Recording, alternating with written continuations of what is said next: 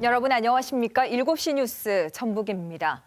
정읍에서는 추석 명절을 보낸 친인척 등 9명이 또 서울에서 아들을 만난 임실의 80대 여성도 코로나19 확진 판정을 받았습니다. 명절에 만난 뒤에 감염이 되고 또 추가 확산이 우려되는 상황인데요. 방역당국은 앞으로 2주 동안을 고비로 보고 있습니다. 오늘 들어온 소식부터 보겠습니다.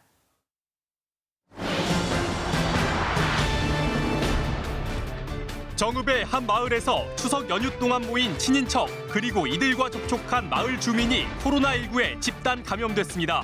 마을 전체에 대한 이동 제한 조치가 내려졌는데 정읍시장과 함께 자세한 이야기 나눠봅니다.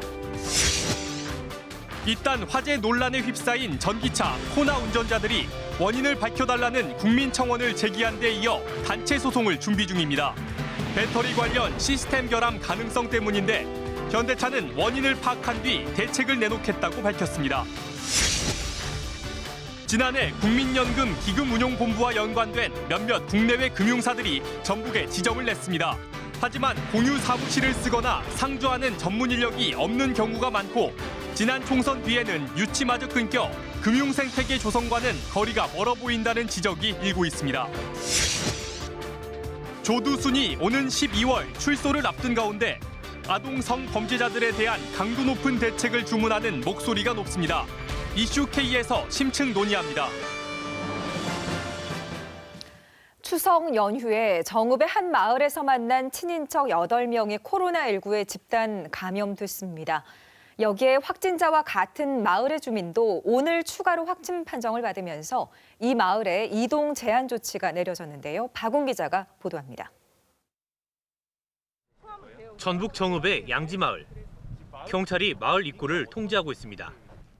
추석 연휴가 끝나자마자 이 마을에 사는 30대 여성이 코로나19 확진 판정을 받은 데 이어 이 여성의 자녀와 추석 연휴 기간에 만난 시부모, 친정오빠 등 7명이 줄줄이 확진 판정을 받았습니다.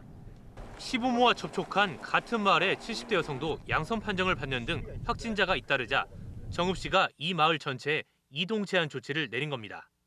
우리 시의 직원이 마을의 출입구를 전부 좀 차단하고 꼭 필요시에는 우리 직원이 대동할 수 있도록. 마을 주민 100여 명은 이웃 간 접촉을 할 수 없고 마을 밖으로 이동도 금지됩니다. 아니 남의 일인지만 알았지 여기서 이런 일이 생길 줄 어떻게 알았겠어요. 전라북도 보건당국은 이동 선별 진료소를 설치해 모든 마을 주민에 대해 코로나19 검사를 진행하고 있습니다. 또 양지마을 집단 감염 여파로 정읍 지역의 모든 어린이집과 아동센터는 휴원하고 노인과 장애인 시설도 운영을 중단했습니다. 이런 가운데 전주 방문 판매업체발 확진자와 접촉해 자가 격리 중이던 전주의 60대 남성도 양성 판정을 받는 등 전북 지역의 누적 확진자는 140명을 넘어섰습니다. KBS 뉴스 박웅입니다. 네, 앞서 보신 것처럼 명절 뒤에 가족 간 감염이 지역 내 감염으로 이어지면서 확산이 우려되는 상황입니다. 방역당국은 앞으로 2주 동안 고비가 될 것으로 보고 있습니다. 조선우 기자입니다. 닷새간의 추석 연휴 끝에 정읍에서 발생한 코로나19 집단 감염. 명절을 함께 보낸 친인척 8명이 잇따라 양성 판정을 받아 방역당국이 바짝 긴장하고 있습니다.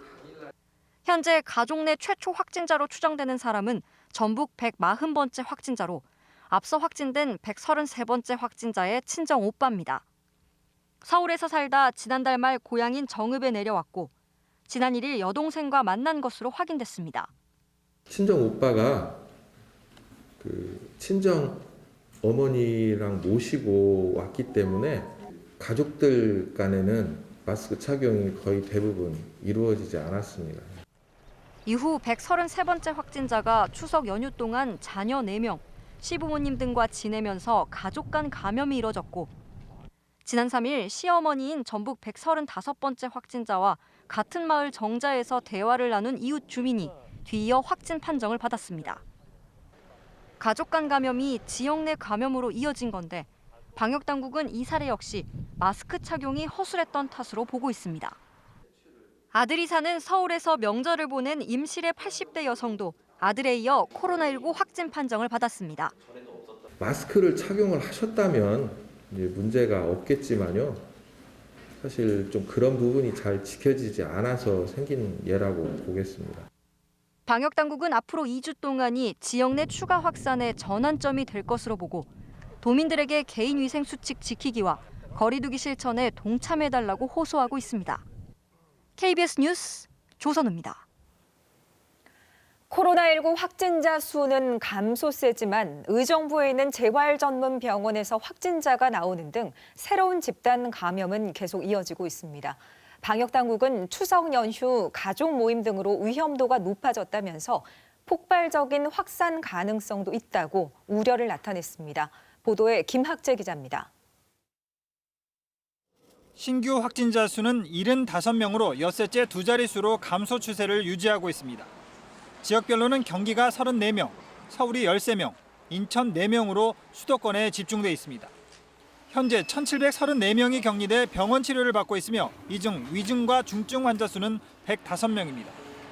경기도 의정부시 재활전문병원인 마스터플러스 병원에서 환자와 간호사 등 14명이 확진 판정을 받았습니다. 병원은 임시로 출입문과 병실 간 이동을 금지했습니다. 집단 감염이 발생한 도봉구 다나병원에서는 현재까지 47명이 확진 판정을 받았습니다. 지난 4일 최초 확진자가 나온 서초구 카페와 관련해서는 직장 동료 등이 추가 확진돼 누적 확진자가 3명으로 집계됐습니다. 역학조사 결과 최초 확진자와 직장 동료는 근무 시에는 마스크를 착용했지만 다른 직원들과 함께 저녁 식사를 한 것으로 확인됐습니다.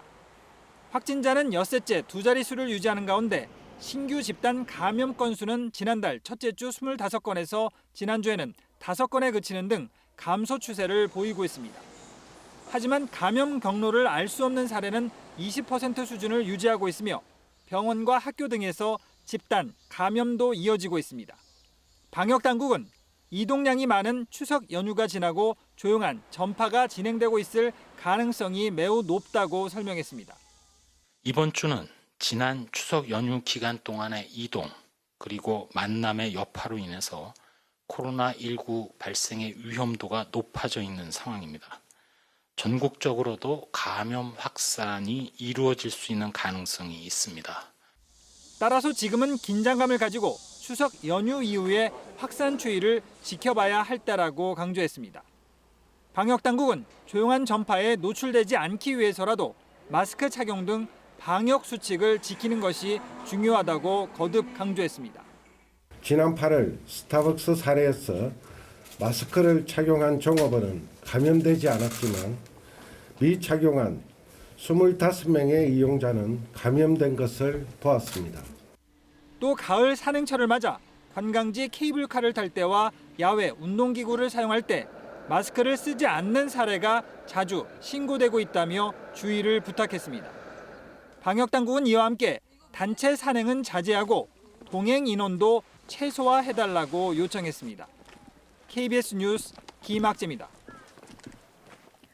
친인척 집단 감염이 지역 내 감염으로 이어지면서 주민들의 불안감이 클 텐데요. 유진섭 정읍시장과 함께 방역 상황 짚어보도록 하겠습니다. 네, 안녕하십니까? 예, 안녕하세요. 네, 일단 마을 전체에 이동 제한 조치가 내려지면 일단은 큰 불편이 따를 텐데 그럼에도 불구하고 행정 명령을 내린 배경부터 먼저 설명해 주시죠. 일단은 우리 정읍 시민들이 그동안 청정 지역이었던 정읍에서 갑자기 한 마을에서 이렇게 대규모의 확진자가 발생하면서 시민들의 불안도 좀 커졌고, 두 번째는 그 정읍면의 양지 마을이 실은 대부분 고령자들이 거주하는 집성촌이기도 합니다. 그래서 좀 선제적으로 대응해야 되겠다. 이 확산을 좀 막기도 해야 되지만 시민들의 불안감이 확산되는 것도 좀 미연에 차단하자 하는 뜻에서 행정명령을 좀 내렸습니다. 그런데 저희가 지금 오늘 10시에 행정명령을 내리고 나서 지역 주민들의 불편함이 굉장히 가중되리라 생각을 합니다. 그럼에도 우리 지역 주민들께서 특별히 불편함을 아직까지는 얘기하지 않고 우리 시에서도 거기에 관련된 생필품이라든가 또는 뭐 지병이 있는 분들은 우리 공무원이 대동해서 병원까지 아마 이렇게 갈 수 있도록 하고 특별히 좀 그런 내용에 대해서는 탄력적으로 운영하려고 합니다. 네, 자, 현재 모든 마을 주민들을 대상으로 검사가 진행 중인 것으로 알고 있습니다. 추가 확진자가 나오지 않을까 이 부분이 가장 우려스러운데 이 부분은 어떻게 대응하실 계획이신지요? 네, 그렇죠. 그래서 오늘 그 양지마을을 이동 제한시키면서 곧바로 우리가 선별진료소를 이동을 시켰습니다. 네. 그래서 마을 주민 57명에 대해서 전체적으로 다 검체를 채취했고 아마 오늘 자정이나 내일 아침쯤에 그 결과가 나올 텐데 그 결과에 따라서 정읍의 제2차 계획도 다시 한번 조정을 할까 합니다. 그런데 지금 지역 주민들께서 그렇게 하시면서 전면 통제가 되면서 집 안에만 계시는 것 같아요. 그래서 주민 간의 접촉도 우리가 좀 금지를 시키고 있는데 지금 문제는 벼 수확철인데 네. 그 마을 인근도 다 농지거든요. 그래서 이제 벼 수확도 지역에 있는 농협과 함께 이렇게 적절히 그 역할을 좀 분담하려고 네. 준비를 하고 있습니다. 네, 이제 한꺼번에 많은 확진자가 발생을 하다 보니까 정읍도 물론 정읍의 문제지만 인근 지역도 조금 퍼지지 않을까 또 불안감이 생길 수밖에 없는데요. 방역의 주안점을 좀 어디에 두고 계신지요? 그것은 일단 그 가장 신속하고 정확한 동선과 역학 조사가 필요하다고 봅니다. 지금 이루어지고 있는 것이고요. 예, 그렇죠. 네. 그렇게 해서 우리가 오늘 그 1시 반에 들어갔던 검체 결과가 오늘 오후에 나왔는데 네. 거기는 모두 77명 모두 음성으로 나와서 그나마 다행이고요. 그 이번에 이제 2차로 들어간 검체가 이제 자정이면 나올 테니까 그 결과에 따라서 우리 시민들의 불안감도 어느 정도 좀 조정이 되지 않을까 하는 생각이 듭니다. 네, 나머지 검사 결과가 오늘 자정쯤에 이제 그렇죠. 기다려봐야겠네요. 예, 예.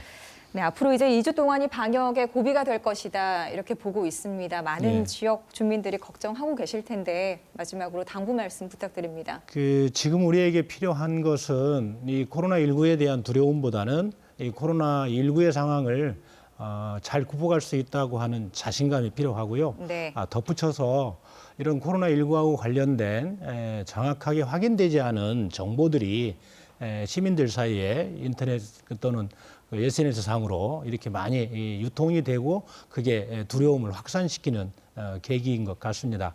우리 시민들께서 이번 코로나19가 정읍사회에 한 단계 더 성장하는 그런 좀 성숙한 계기를 시민들께서 서로 격려하고 함께 했으면 좋겠다는 말씀이고 끝으로는 코로나19하고 관련해서 누구도 안전하지 않다는 걸 이번 기회에 아마 확인했을 겁니다. 서로 좀 격려하고 따뜻한 말이 오고 가는 그런 좀 지혜와 노력들이 함께 됐으면 좋겠다는 말씀 덧붙입니다. 네, 오늘 나와주셔서 감사합니다. 네, 고맙습니다. 네, 다음 소식입니다. 현대차가 만든 전기차 코나에 잇따라 불이 나 원인을 밝혀달라는 국민청원이 제기됐다는 소식 얼마 전에 전해드렸는데요. 그 사이에 제주와 대구에서 화재가 2건 더 발생했습니다. 서윤덕 기자입니다. 전기차 코나에서 연기가 쉴 새 없이 나옵니다. 코나 화재는 지금까지 알려진 것만 12건입니다. 국내에서 난 10건을 살펴보면 생산 중에 발생한 2건을 빼고 모두 주차돼 있던 상태였습니다. 이 가운데 2건을 제외하면 충전기와 연결이 안 돼 있었거나 연결돼 있어도 충전이 끝난 뒤였습니다. 불안감이 커지면서 전기차 사용자협회가 국토부와 현대차에 공문을 보내 원인 규명을 요구했습니다. 불안감을 해소하기 위해서는 국토교통부나 제조사에 명확한 원인 규명이 있어야 됩니다. 현대차가 지난 3월 배터리 관리 시스템을 업데이트한 차량에서까지 불이 나자 일부 사용자들은 단체 소송도 준비 중입니다. 전문가들은 배터리의 충전과 방전 속도, 용량 등을 제어하는 시스템 결함 가능성을 추정하고 있습니다.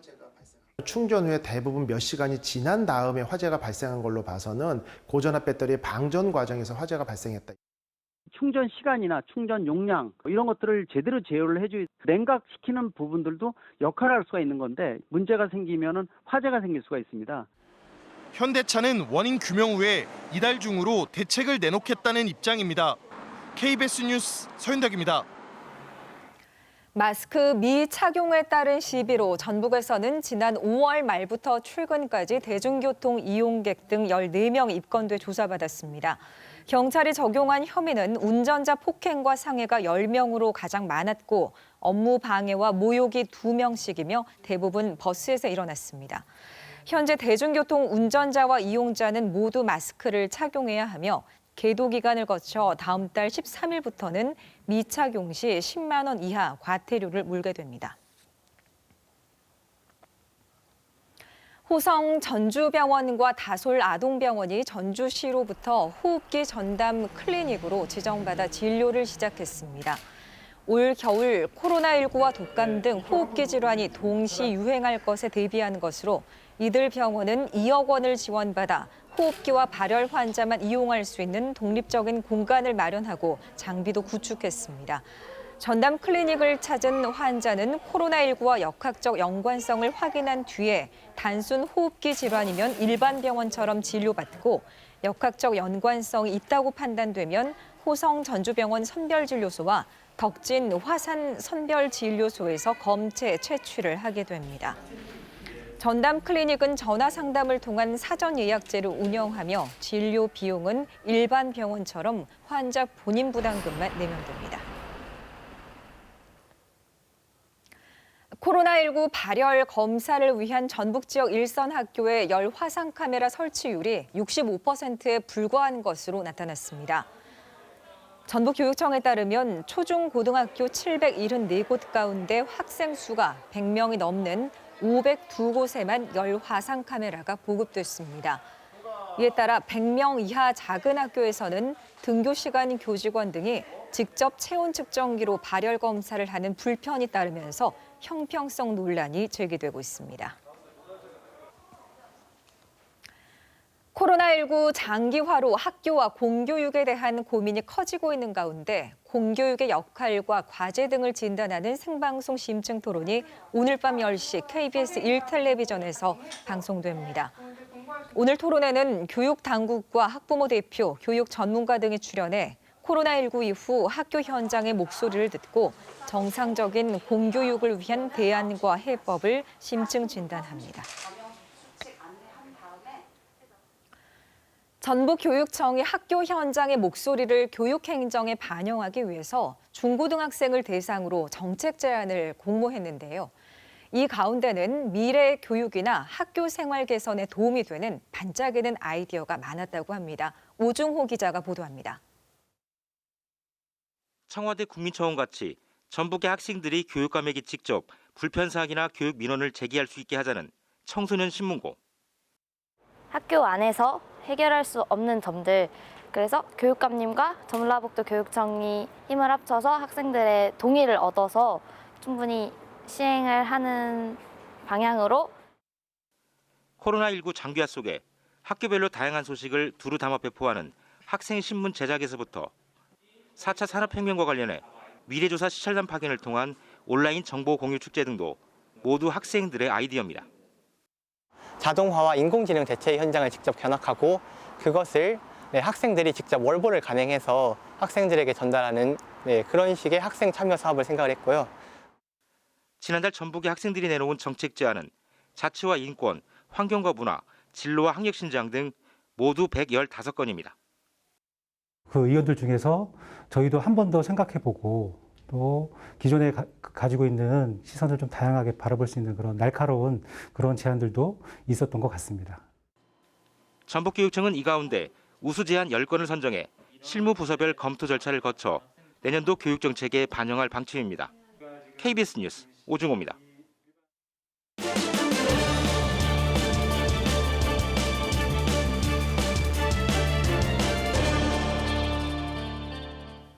계속해서 주요 소식 전해드립니다.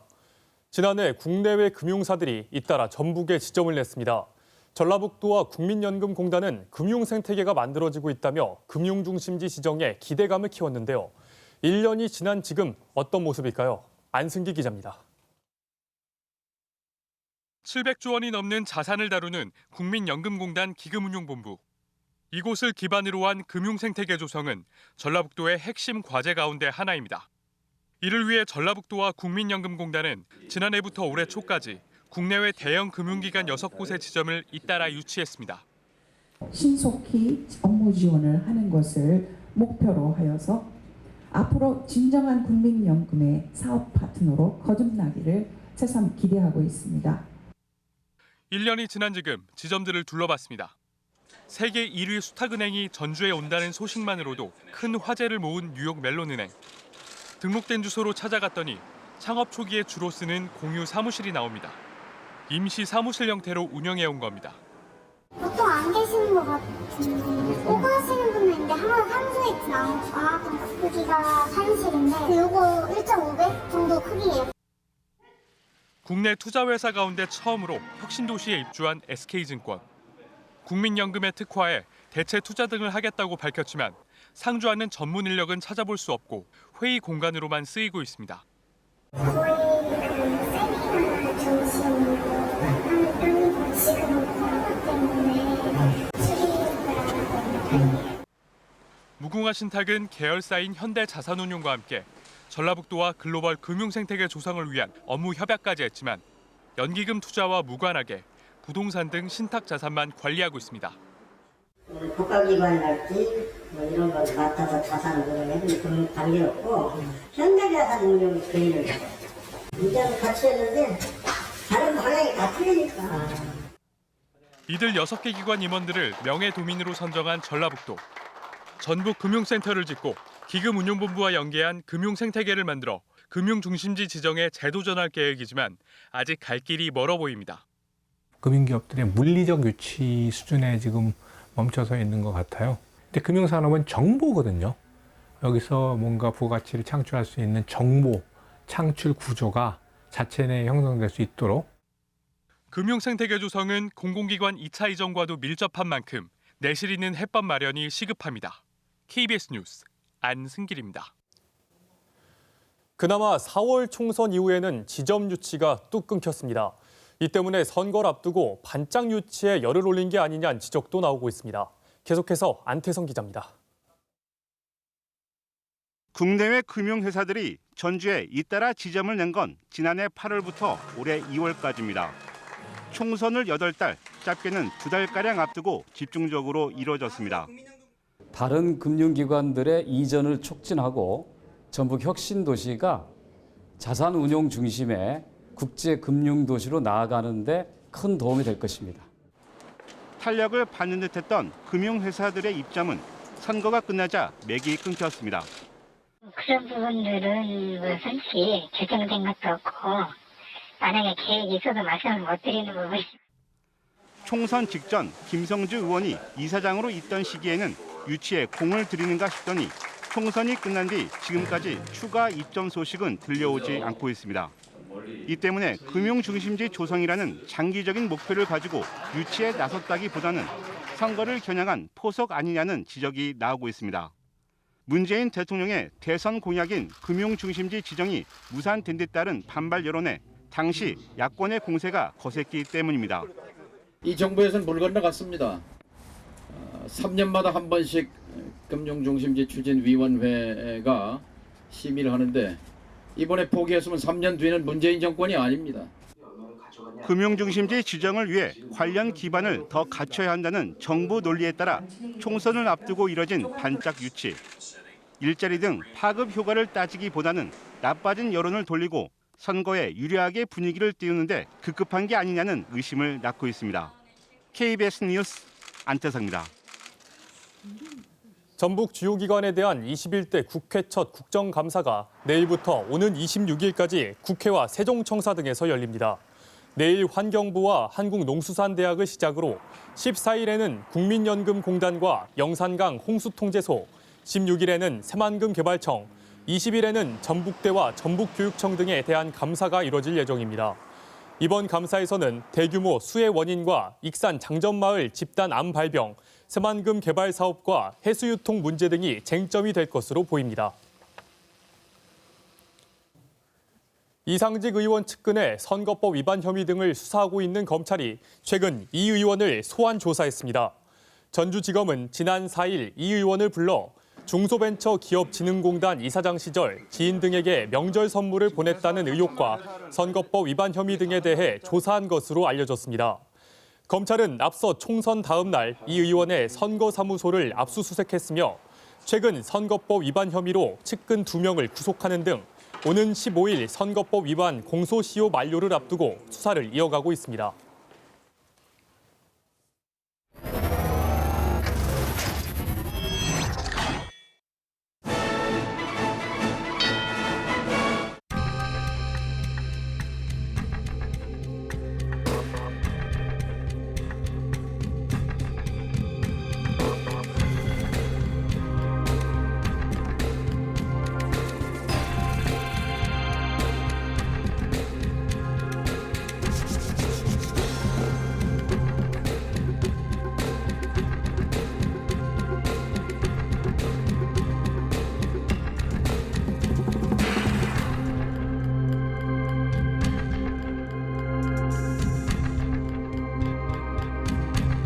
공타주 봐도 잘 모르거든요.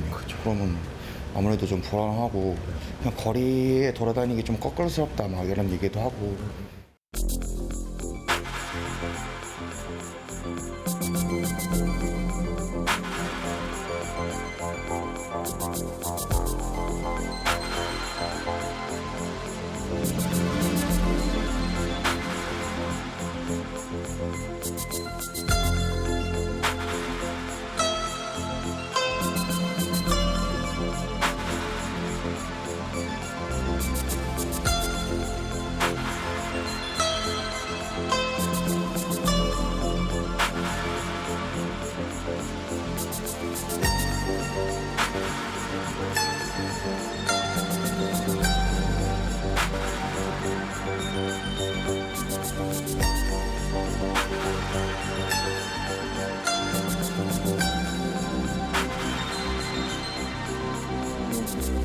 안 나왔으면 제일 좋은 방법은 안 나왔으면 하는데 다시 넣을 수 있는 방법이 있다면 제발 다시 그냥 구속되었으면 좋겠는데 거기에 대해서 좀 답답하죠. 더 연장해야 된다고 생각해요. 범죄자에 대해서도 인권은 필요하지만 너무 심한 그런 거는 좀 물론 문제가 있다고 생각하는데 지금 뭐 얘기 뉴스로 보거나 뭐 신문상에서 보는 그 정도의 제재는 감수해야 된다고 생각합니다. 그런 사람을 소급을 안 하면 법도 국회의원들이 법 바꾸라고 국회에 나가서 일하라고 우리가 세금 내고 보내놨는데 왜 못 바꿔요? 사람이 하는 일인데.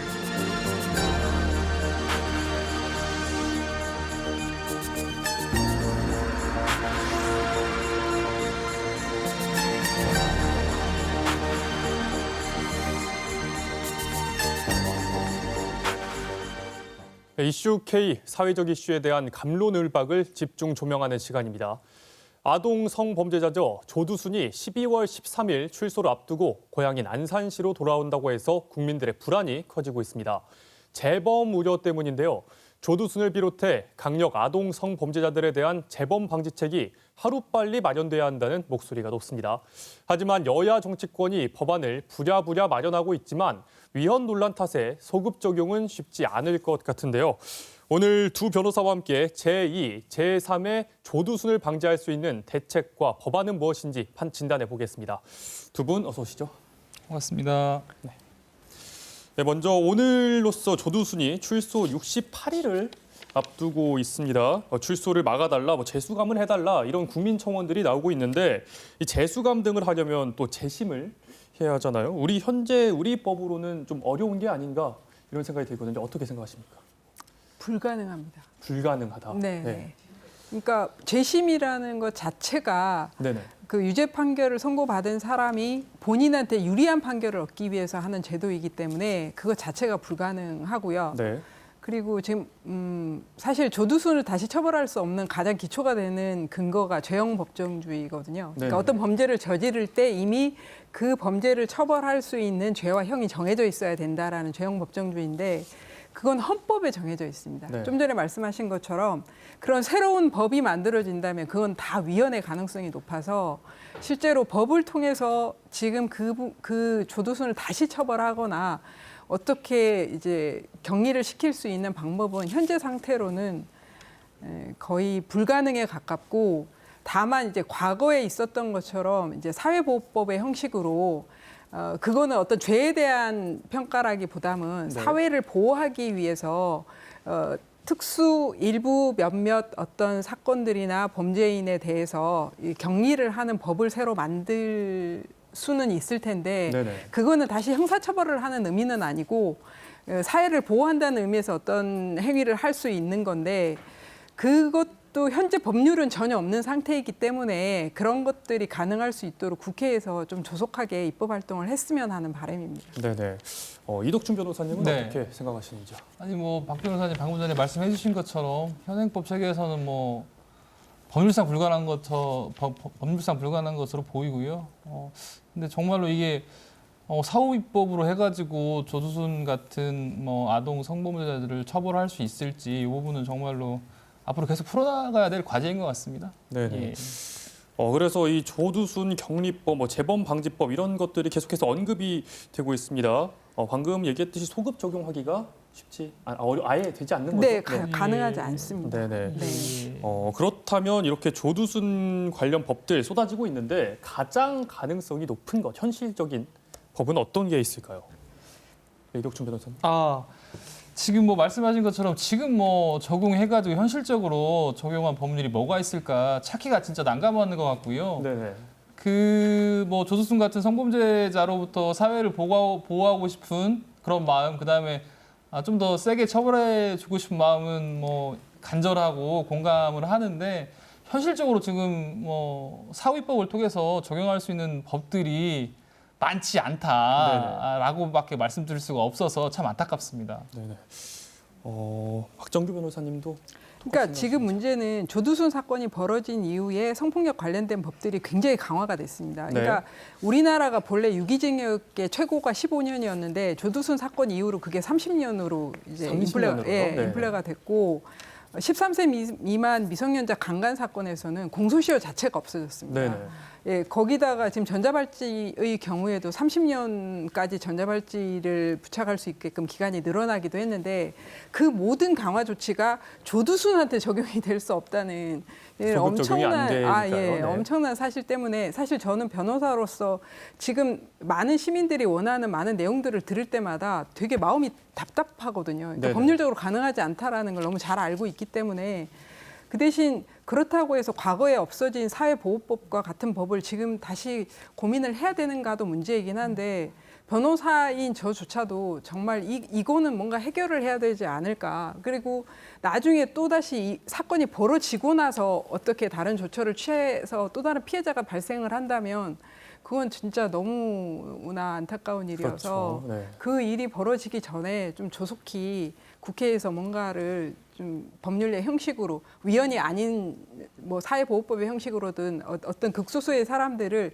형사처벌이 아니라 일정 부분의 격리를 하는 방식으로든 또 다른 피해자가 발생하지 않을 수 있도록 조속히 조처를 취할 수 있었으면 좋겠습니다. 그 부분에 대해서 이제 뭐 동의를 하고요. 근데 이제 사실은 격리라고 표현을 하면 그 이중처벌의 문제가 있어서 격리라기보다는 범죄자들을 미성년자 아동 성범죄자들을 좀 뭐 이게 병이 될지는 모르겠습니다만은 어떤 치료 목적의 그런 부분들을 잘 좀 조화롭게 만들어서 이중처벌 논란도 피하고 아까 말씀하신 것처럼 예전에 그 사회보호법상 보호감처분이 뭐 위헌 판결 받고 이런 일이 있었거든요. 그런 거를 피해갈 수 있는 좀 법안이 좀 마련됐으면 좋겠다라는 생각이 들더라고요. 예. 네네.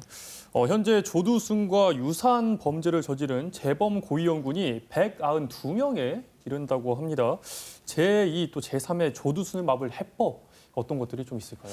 저는 뭐 사실 진짜 이게 제2, 제3의 조두순을 막기 위해서 어떤 것을 해야 되냐라고 했을 때 지금까지 사실 뭐 이에는 이, 눈에는 눈처럼 뭐 하무라비 법전에 나온 얘기죠. 네. 뭐 계속 처벌을 강화했음에도 불구하고 그런 범죄들이 계속 이어지고 있거든요. 네, 맞습니다. 그렇다면 다시 한번 좀 고민을 해봐야 될 것 같은데 뭐 좀 그런 것 같아요. 뭐 우리 사회에서 성이라는 게 되게 모순적이고 이중적인 성격을 갖는 것 같아요. 뭔가 형식적이고 공개적인 자리에서는 뭔가 되게 체계적이고 질서 있게 윤리적으로 바라보지만 사실은 또 대한민국만큼 어떻든 간에 뭐 성매매나 이런 것들이 좀 뒤에서 이렇게 벌어지는 일들이 참 많은 나라가 없는 것 같거든요. 어떻게 보면 문화적인 차원으로 갈 수 있을 것 같은데 뭐 체계적으로 어떤 그런 문화적인 부분도 접근을 해서 성에 대한 네네. 인식이랄까 성에 대한 교육이랄까 이런 것과 법률적인 것이 함께 조화롭게 갔을 때 이런 부분들이 점진적으로 나아지는 것이지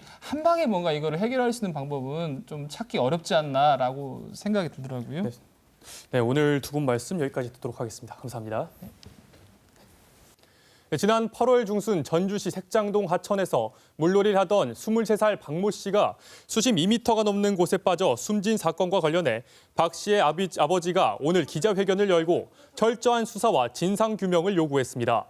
유족은 하천 관리 주체인 전주시와 해당 하천에 다리를 놓는 공사를 진행한 한국도로공사, 시공업체 등이 법령에서 정한 대로 하천을 관리하고 사고 예방 조치를 했는지 등을 철저히 규명할 것을 요구했습니다.